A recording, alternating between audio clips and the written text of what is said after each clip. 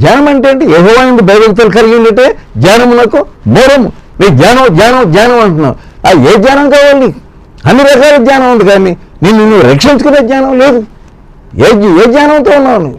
సోదరుడా, అన్ని రకాల జ్ఞానం సంపాదించుకొని నీ యొక్క ఆత్మను నాశనం చేసుకునే కంటే ముఖ్యంగా నీవు నీ పిల్లలు వాళ్ళు రక్షణ పొంది పరలోకంగా వెళ్ళే జ్ఞానం సంపాదించుకో. అంతకంటే విలువైనటువంటిది ఏమి లేదు.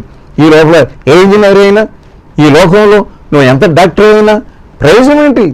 డాక్టర్ అయినటువంటి వాళ్ళు డబ్బులు వెనకాల పరిగెడుతున్నాడు, డబ్బులు డబ్బులు డబ్బులు డబ్బులు అంటున్నాడు. పెద్ద ఉద్యోగులకు కలిగినటువంటి అమెరికాలో ఎక్కడ ఉన్నాడు మీ అబ్బాయి అంటే అమెరికాలో ఉన్నాడు అంటున్నారు. డబ్బులు డబ్బులు డబ్బులు. ఒక పెద్ద ఇల్లు కట్టుకోవటం, కొడుకు యొక్క ఉద్యోగం గురించి డబ్బా కబుర్లు చెప్పడం, ఏదో నువ్వు చేసేది. ఈ పిల్లలు ఏమన్నారు? ఆ పిల్లలు ఎలా తయారవుతున్నారంటే నాకు వాక్యం వద్దు, నాకు ప్రార్థన వద్దు, నాకు బైబిల్ వద్దు, ఈ భక్తి వద్దు అంటున్నారు. వాళ్ళు కారకులు ఎవరంటే నీవే.